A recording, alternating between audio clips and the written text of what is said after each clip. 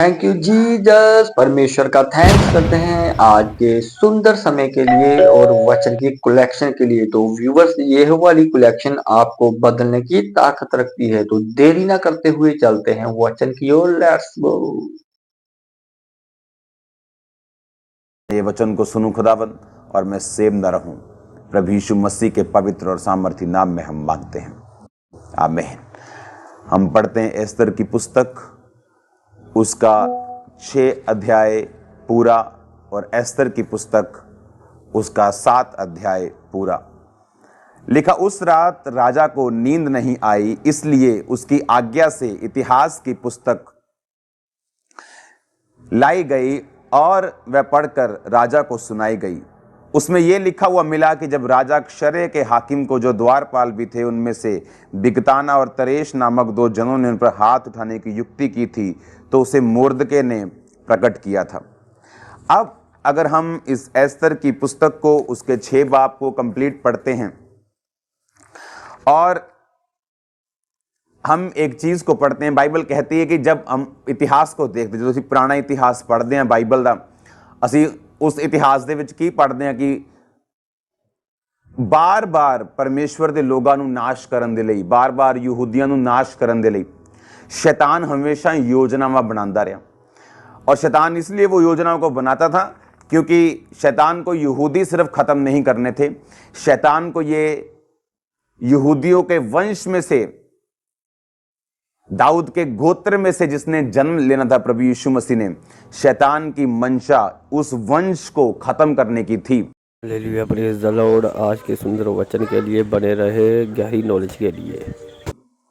और बाइबल कहती है कि बार बार परमेश्वर उनको बचाता रहा और शैतान लोगों को यूज करता था। ये मेरा साइड वाला प्रीव्यू टीम, इसको बंद कर दो थोड़ी देर के लिए ताकि मैं वचन पे कंसंट्रेट कर सकूं। ले हैंड के टाइम हम इन्हें ऑन करते हैं। और बाइबल कहती है कि उनको बार बार मारने के लिए शैतान लोगों का उपयोग करता था।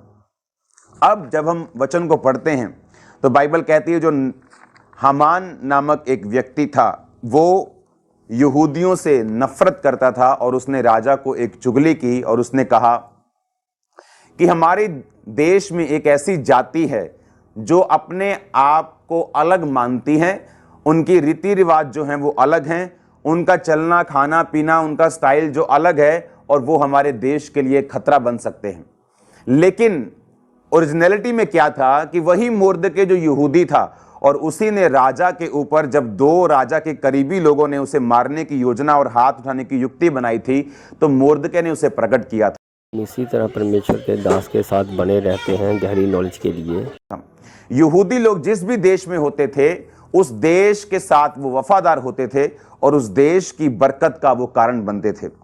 अब जब बाइबल कहती है मोर्दके ने जब उनको प्रकट किया राजे के ऊपर, तो राजा ने मोर्दके से कोई मुलाकात नहीं की। लेकिन जब हामान नामक व्यक्ति, हामान कौन था? बाइबल कहती है जब आप एस्तर की पुस्तक को 1 से लेके पूरी उस एस्तर की पुस्तक को पढ़ते तो बाइबल कहती है वो अगागी, यानी उस वंश से आया था जिस वंश को शाऊल को परमेश्वर ने पूरी तरह से नाश करने के लिए बोला था।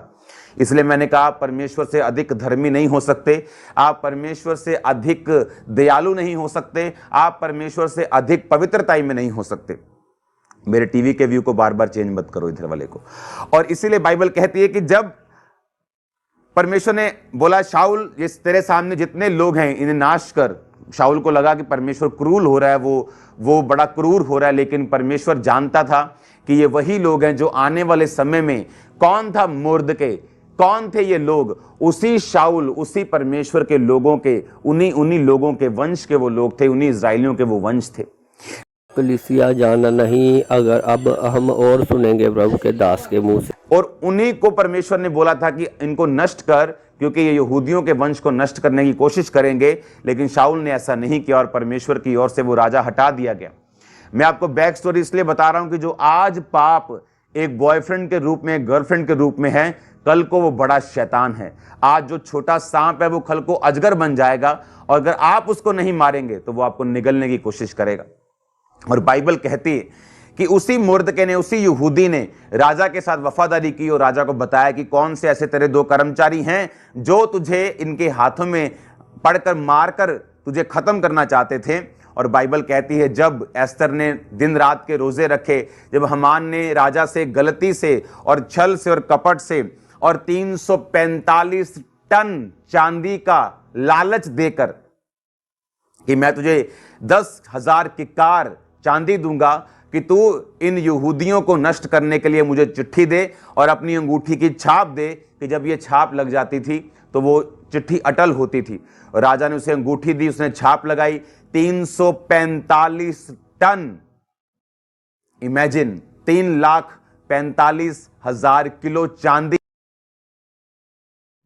यूज की गई यहूदियों को फिनिश करने के लिए। और बाइबल कहती राजा ने उसे अपनी छाप दी और उसने लगाया, और सारे शूशनगढ़ में जहां उनका था और सारे 127 प्रांत, एस्तर की पुस्तक ऐसी पुस्तक, अगर आप पहला बाप उसका पढ़ेंगे तो वहां पे इंडिया का जिक्र आता है।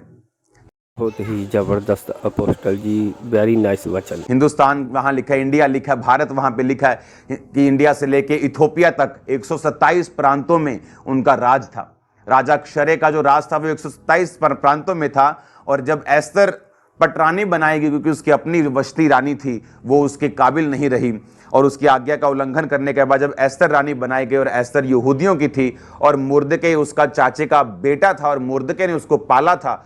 और बाइबल कहती जब उसने शादी करवाई तो मुर्दके ने कहा था, और मुर्दके की बात को वो परमेश्वर के बात की तरह मानती थी, उसे मेंटर समझती थी, अपना फादर समझती थी। और मुर्दके ने बोला था कि अभी अपनी जाति राजा के ऊपर प्रकट मत करना। और हमान को यह बात मालूम नहीं थी कि रानी भी उसी जाति की है, लेकिन हमान के दिल में कपट उस टाइम आया जब मुर्दके हमान के सामने झुकता नहीं था, क्योंकि जो क्रिश्चियन लोग थे, जो यहूदी लोग थे, वो सिर्फ परमेश्वर के सामने झुकते थे। वो उनके खिलाफ नहीं चला, मुर्दके ने उसको गाली नहीं निकाली, वो गद्दार नहीं था, देश के साथ वफादार था, राजा के साथ वफादार था, फिर भी उसके खिलाफ युक्ति की गई। और बाइबल कहती है उसने यहूदियों के खिलाफ एक युक्ति करके एक चिट्ठी निकाली। 127 प्रांतों में वो चिट्ठी भेजी गई कि फलाने महीने के 12वें महीने के 13वें दिन को सभी लोग उठें और यहूदियों को ख़त्म कर दें एक ही दिन में, क्योंकि ये लोग हमारी जाति से मेल नहीं रखते, ये प्रसाद नहीं खाते, ये वो नहीं करते, ये नहीं करते। उनको भड़का के उनको ख़त्म करने की कोशिश की गई। और बाइबल कहती मुर्दके को जब यह बात मालूम हुई, उसने टाट पहना और एस्तर के हाथ में एक संदेश भेजा कि तो अब तुझे परमेश्वर के सामने खड़े होना है, राजा के पास जाकर अपनी जाति को बचाना है। अगर तू नहीं बचाएगी तो कोई और बचा लेगा, और शायद परमेश्वर ने इसी काम के लिए तुझे अंदर भेजा है। एस्तर ने कहा तू 3 दिन रात के रोजे रख, कुछ नहीं खाना, कुछ नहीं पीना, मैं भी अपनी सहेलियों के साथ इसी रीति से उपवास करूंगे। बाइबल कहती है उस जब उपवास कर रही थी और राजे के पास वो बुलाई नहीं गई थी 1 महीने से, काफ़ी दिनों से, तो जब वो राजा के पास बुलाई गई तो बाइबल कहती है उसने कहा राजा तुम मेरे साथ भोज में आएगा। और तब एस्तर का 3रा दिन रात का रोज़ा था, उसे मालूम था मेरी स्पिरिचुअल असाइनमेंट अभी कंप्लीट नहीं हुई।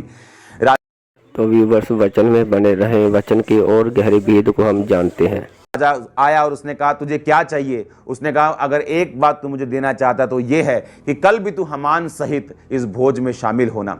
वो 3रा दिन रात का रोज़ा, और रानी अलग अलग तरह के भोजन तैयार करके राजा के सामने रख रही थी, लेकिन खुद उसने 3 दिन से पानी नहीं पिया था, कुछ खाया नहीं था। और बाइबल कहती उस रात को राजा को नींद नहीं आई, ना तो बल से ना शक्ति से, बल्कि उसकी आत्मा के द्वारा युद्धों को जीता जा सकता है। हमारा युद्ध शैतान से है, अंधकार की शक्तियों से, किसी इंसान से, किसी धर्म से, किसी जाति से नहीं, किसी खास वर्ग के लोगों से नहीं। हमारा युद्ध किसी के साथ नहीं, हमारा युद्ध शैतान के अंधकार की शक्तियों से है, जो परमेश्वर के खिलाफ हर वक्त योजनाएं बनाती। और अब बाइबल में लिखा कि जब एस्तर ने 3 दिन रात के रोजे रखे, राजा को नींद नहीं आई। जब नींद नहीं आई तो राजा को इतिहास की पुस्तक पढ़ाई गई कि राजा ने कहा इतिहास की पुस्तक लेके आओ, मैं पढ़ना चाहता हूं मेरे राज में क्या हो रहा है। जब इतिहास की पुस्तक लाए गए तो उसमें लिखा था कि तुझे एक मुर्दके नाम के व्यक्ति ने तेरे 2 कर्मचारियों से बचाया था जो तेरे खिलाफ तुझे मारने की प्लानिंग कर रहे थे। तो उस राजा ने पूछा कि मुर्दके का क्या किया गया, व्हाट डू यू किया तुमने, उसके कैसे क्या किया तुमने कि वो ऐसे चला गया कि तुमने उसके साथ कुछ भी नहीं किया? ऐसे कैसे हो सकता है कि एक व्यक्ति ने मेरी जान बचाई और तुमने उसको कोई ब्लेसिंग नहीं दी? उसने कहा उसके साथ कुछ नहीं किया गया, उसको बुलाया गया। हमान को पूछा गया, हमान अगर कोई व्यक्ति ऐसा मेरे साथ ब्लेसिंग का व्यवहार करे तो राजा जब किसी व्यक्ति को ऊंचा करना चाहे तो कैसे करे? हमान को लगा वो मेरे बारे में बात कर रहा है। उसने कहा उसे राजा का वस्त्र पहनाया जाए, राजे के निज खच्चर पर चढ़ाया जाए, उसे राजे की मुंदरी पहनाई जाए, ये किया जाए, वो किया जाए, उसे राजे के वस्त्रों में घुमाया जाए। तो उसने कहा जाओ और मोर्दके को घुमा। और बाइबल कहती है वही हामान मोर्दके को जाकर घुमाने लगा और जोर जोर से उसके बारे में प्रीच करने लगा, और परमेश्वर ने मोर्दके को बचाया। और अगले दिन फिर जब हामान अपने घर में गया, ये कोशिश करने लगा कि इस मोर्दके को मैं फांसी के फंदे पे चढ़ाऊंगा। उसने 50 हाथ लंबा, बाइबल कहती, फांसी का फंदा भी तैयार किया। और बाइबल कहती जब अगले दिन वो फिर आया तो रानी, उसे मालूम नहीं था कि यहूदी जाति की है। अब रानी को मालूम था मेरी स्पिरिचुअल असाइनमेंट जो 3 दिन रात के रोजों की कंप्लीट हो गई, उसे मालूम था मेरे परमेश्वर ने प्रार्थना को सुन लिया है। और जब वो राजा के पास आके रोने लगी और कहा कि इस दुष्ट हामान ने मेरी जाति के खिलाफ ये घोषणाएं करवाई हैं, और अब मैं भी मर जाऊंगी और मेरे लोग भी मर जाएंगे। और इस बात से राजा क्रोधित हुआ, और जो खंबा उसने फांसी का मोर्दके के लिए बनाया था, राजा ने उसी खंबे पर हामान को लटका दिया। और बाइबल कहती है फिर चिट्ठियां डाली गई 127 प्रांतों को कि जो लोग तुम्हें मारना चाहते थे अब उन लोगों को खत्म कर दिया जाए और यहूदी जाति अपने आप को बचाए। और बाइबल कहती बहुत से लोग उस समय यहूदी बन गए, बहुत से लोग परमेश्वर को मानने लगे, बहुत से लोग परमेश्वर का भय मानने लगे कि परमेश्वर ने किस रीति के साथ उनकी जिंदगियों में उसने कार्य किया। ये व्यूवर्स इतना जबरदस्त ज्ञान अपोस्टल जी हमें दे रहे हैं, हमारे साथ बने रहे। अब जब इसी 6 बाब की 13 और 14 आयत को हम पढ़ते हैं, जब हामान ने अपनी पत्नी जरेश और सब मित्रों को सब कुछ जो उस पर बीता था वर्णन किया, तब उसने बुद्धिमान मित्रों और उसकी पत्नी जरेश ने उससे कहा मोर्दके जिसे तू नीचा दिखाना चाहता है, यदि वो यहूदियों के वंश का है तो तू उस पर प्रबल ना होने पाएगा और उसे पूरी रीति से नीचा नहीं खाएगा। जोर से हालेलुया बोलो, जोर से जोर से जोर से आमीन। उसने हामान की औरत ने कहा यदि ये यहूदियों के वंश का है तो तू उस पर कभी प्रबल नहीं होने पाएगा। परमेश्वर का थैंक्स करते हैं आज के सुंदर वचन के लिए जो हमने सुना। तो व्यूवर्स मिलते हैं नेक्स्ट कलेक्शन को लेकर, तब तक के लिए सबको जय मसीह।